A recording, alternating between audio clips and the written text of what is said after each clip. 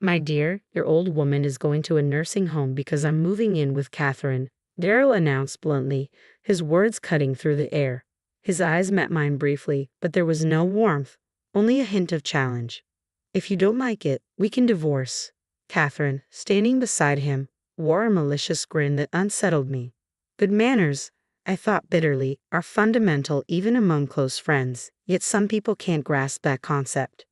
I couldn't fathom living with someone who couldn't maintain basic courtesy, especially towards family. It was unbearable, seeing how Catherine treated my dear mom with disdain. I knew then that I needed to sever ties with both Darrell and Catherine, who had neglected and disrespected my mother. My name is Elisa, a 32-year-old working wife. Our family have returned to my childhood home 2 years ago after Dad's passing, to care for Mom, who had become withdrawn after losing her beloved partner. Back then, Darrell had been recently laid off, and we were struggling financially. Concerned for Mom's well-being, I proposed that we move in together. Darrell, though hesitant at first, had little choice in the matter. With a demanding professional license and responsibilities that filled my weekdays, my schedule was packed. Mom took charge of the household chores during the week, and I pitched in on weekends. Darrell, however, seemed uninterested in lifting a finger. Despite his ongoing job hunt and evident stress, neither Mom nor I broached the subject. It took him 6 months to secure a job after moving in, but excuses about job stress and overtime fatigue replaced any initiative toward chores. Men aren't known for their attention to detail, Mom would quip with a smile that barely masked her disappointment. Meanwhile, my frustration grew steadily. I work longer hours than you and even weekends. Why won't you help with the chores? I finally confronted Darrell one evening. He grimaced defensively. I'm just not cut out for housework. That's not an excuse, I countered firmly. I wasn't either, but I made an effort to learn. You don't even try. Things are different now, he shrugged, retreating from the conversation. You had time to learn. I'm too busy now. His dismissal hung in the air as he turned away, leaving me to wrestle with the unresolved tension. Mom had been struggling with her knees lately, making it all the more important for us to share the housework. However, Darrell showed no inclination to help from the start. Over time, it became the accepted norm that Darrell would avoid any household chores. A new issue surfaced recently when Darrell started inviting his sister Catherine over on weekends. Catherine, who was 5 years my senior, lacked the maturity and common sense one might expect from an adult. I had never been fond of her due to her poor manners. Upon entering our home, Catherine kept her hat on and carelessly tossed it onto the table. Ignoring Mom, who owned the house, she rudely asked, "Old woman, got any Coke?" "We don't have Coke," Mom replied, visibly taken aback by Catherine's lack of manners. Catherine continued as if speaking to her own parents, "Well, you should go buy some. It's bad manners not to offer anything to guests." "Please buy your own. We didn't expect any guests," I interjected firmly, hoping to finally quiet her down. Despite multiple warnings, Catherine continued her intrusive behavior, opening doors to other rooms and helping herself to dessert from the fridge. Talking to Darrell about it proved futile. "Look, when Catherine comes over, neither Mom nor I can relax," I explained to Darrell one evening. "It's okay occasionally, but every week is too much. If you're both free, why not go out somewhere instead of always coming here? It's becoming a burden on my family." "I live with your mother, Dina, out of necessity. You should be grateful and not complain," Darrell retorted defensively. "That's a separate issue," I insisted. "I wish you wouldn't equate Mom with Catherine. Mom is quiet and unassuming, while Catherine's behavior causes us a lot of trouble." "It's not separate," Darrell argued back. "I allowed Dina to live with us, so Catherine's visits should be accepted." Frustrated, I countered, "Mom and Catherine are not the same. Mom deserves respect, unlike Catherine, who is rude to both of us." My words sparked a heated argument with Darrell, who seemed unable to grasp the difference. Darrell had been a quiet, reserved person since our marriage, but his demeanor changed noticeably after losing his previous job. He spoke remorsefully about being laid off due to poor performance, and despite my sympathy, I still expected him to maintain basic manners. However, the issue of Catherine's frequent visits was just the beginning. One day, Catherine showed up at our doorstep with a large bag and towel. "Get ready for me," she announced abruptly, leaving both Mom and me taken aback. Darrell was the only one to greet her warmly, saying, "Catherine, good to see you. Welcome. This is your home from now on." While we did have a spare room that had once been Dad's study, I was reluctant to have Catherine use it. What's going on is that Catherine is moving in here from today, he declared bluntly. Neither Mom nor I have been informed of this decision.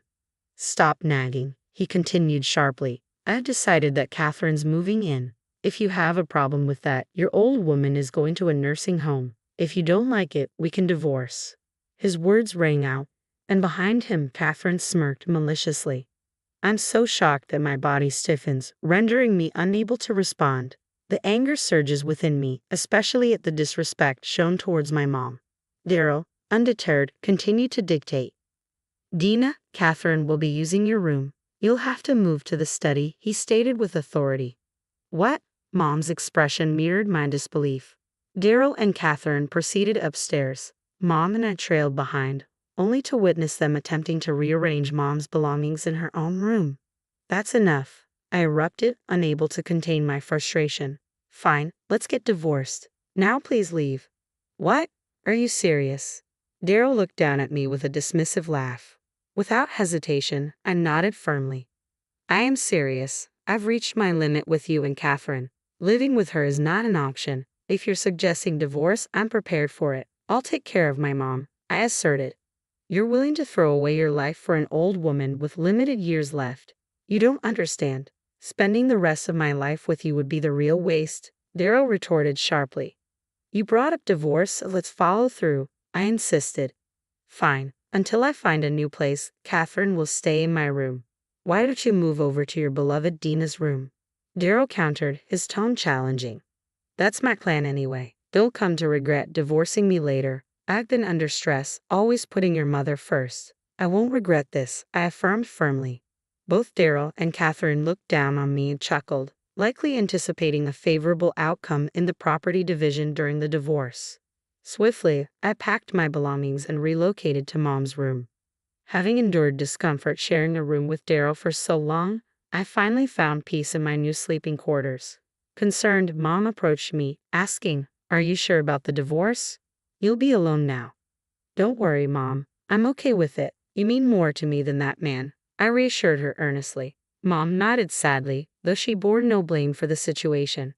Once the divorce was finalized, I planned a vacation for Mom and myself to lift our spirits and start anew. I was determined to ensure her happiness. The divorce proceedings proceeded smoothly, with the property settled and Catherine vacating just a week after moving in. It had been an agonizing week. Catherine had taken over the kitchen, wasting ingredients with her haphazard cooking, which often resulted in inedible dishes being tossed out. She also disrupted the nights with blaring music and even consumed a cake I had purchased from a renowned chef, intended to be shared with Mom. After leaving our home, the two of them moved into a well-located condo. Daryl resumed his work routine, while Catherine planned to take on a part-time job. You might expect that to be the end of our connection with them, but it wasn't. Feeling the need to release all my pent-up frustration, I decided to visit my in-laws' house unannounced. My mother-in-law, Posey, was a step up from Catherine, but still someone I didn't particularly like, often making snide remarks about me. Among them, my father-in-law, Oswald, stood out as the most reasonable and decent person in the family. Initially, I hadn't minded Posey or Catherine much because Daryl and Oswald seemed decent. It turned out I had misjudged Daryl. Without calling ahead, I arrived at my in-laws' home and announced through the intercom to Posey, I've come to say goodbye. We're divorced. Reluctantly, Posey let me in. I entered, still wearing my hat, and opened what I assumed was Posey's room. What are you doing? Posey asked, clearly displeased. Oh, I thought this was the custom in this house, given how Catherine behaved. How rude, I remarked, brushing off Posey's visible annoyance as I entered the room. Oswald was nowhere to be seen, leaving Posey flustered by my unexpected visit. Assertively, I settled onto the living room sofa and made a request, mirroring Catherine's past behavior. Could you get me a Coke? What? We don't have Coke. Can't you go buy some yourself? Posey replied sharply. What's this about? You're here to apologize for the divorce, right? I heard you had an affair, and now you act like this. An affair? I haven't done anything like that. Show me proof before you make such accusations. Besides, this is how your daughter treated us in our home. Didn't you raise her to act this way? And now you find my behavior rude? I challenged, watching as Posey paled and fell silent. I don't know anything about Catherine's actions. She's never listened to me, no matter how much I scold her," Posey admitted with a hint of resignation. "So you gave up on trying to teach her, which is why you have such a selfish and self-centered daughter and son."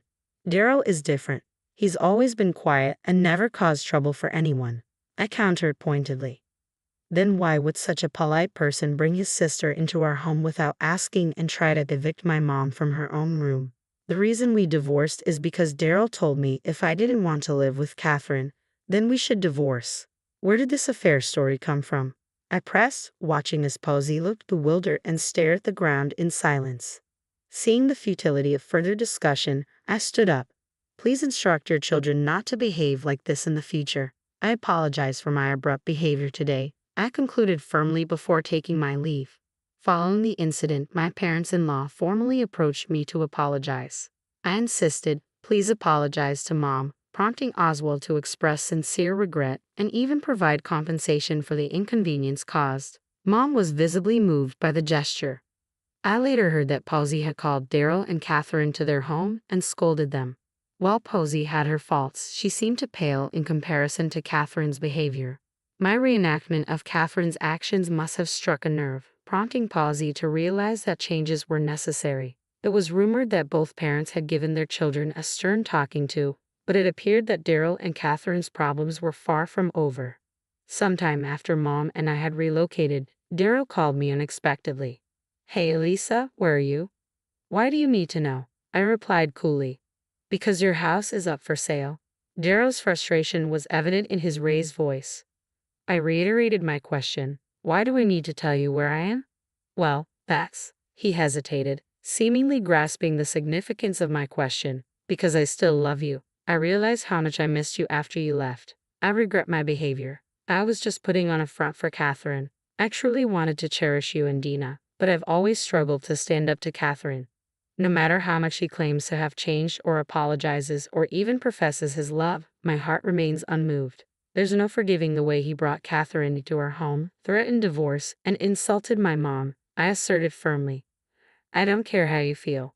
We're divorced. No amount of apologies or money will make me reconsider," I stated resolutely. "Don't say that. I've realized how much I value you and Dina. I promise it won't happen again. Just give me one more chance," Daryl pleaded desperately. "You're just looking for someone to do the housework, aren't you?" I groaned, feeling vindicated by his admission. I just blurted something out, but it seems I hit the mark. "Besides, I can't believe you're asking to get back together," I added incredulously. "You're unbelievable. Remember how you laughed when we discussed divorce? How you and Catherine looked down on Mom and me? Now the tables have turned," I concluded with a mix of frustration and satisfaction. His attitude changed. "You're getting cocky just because I'm being humble here," Daryl retorted defensively. "Weren't you supposed to be remorseful? Didn't Oswald and Posey teach you anything about consideration and taking responsibility? You should be the one apologizing. I heard you were disrespectful to Mom. You've even lied and blamed Catherine for it. Dad scolded both of us because of your actions," I countered, frustration evident in my tone. His dismissive attitude prompted a laugh from me. "Are you seriously saying you've never faced consequences from your parents? Is this how you act at your age? Some people your age are raising families and navigating life responsibly. Meanwhile, here you are in your 30s, acting like a teenager. This is the life you chose. Stop deflecting blame and start taking accountability," I continued firmly. "You think this is all a joke, don't you? If you can't understand what I'm saying, there's no point in talking to you. Don't contact me again," I stated firmly before ending the call and blocking Daryl's number. Afterward, I continued to receive notifications of missed calls from Daryl, but I had no intention of responding to any of them. I heard through the grapevine that Daryl and Catherine had moved into a condo, but neither of them bothered with any housework, quickly turning their new home into a hoarding mess. Eventually, they were asked to leave by the condo owner due to the bad smell and Catherine's disruptive behavior. In a rush, they hired a cleaning company, and things briefly improved. However, their place soon fell back into disarray. It wasn't long before they reached out to me for help. Additionally, Catherine's spending habits were extravagant. She had relied on her boyfriend in the past, but he had broken up with her because of her reckless behavior. I couldn't muster any sympathy for her plight. They're both facing financial struggles now that Catherine relied heavily on Darrow's income and spent recklessly. After settling into my new place, I decided to take a trip with my mom. She seemed melancholic, blaming herself for my divorce. Our trip to Hawaii, however, lifted her spirits, and I saw her smile brightly for the first time in a while. Looking ahead, I'm not making any firm plans. Perhaps I'll remarry someday, but only to someone who values family and has basic manners. Otherwise, I'm content being single. My focus remains on working hard and ensuring my mom is well cared for.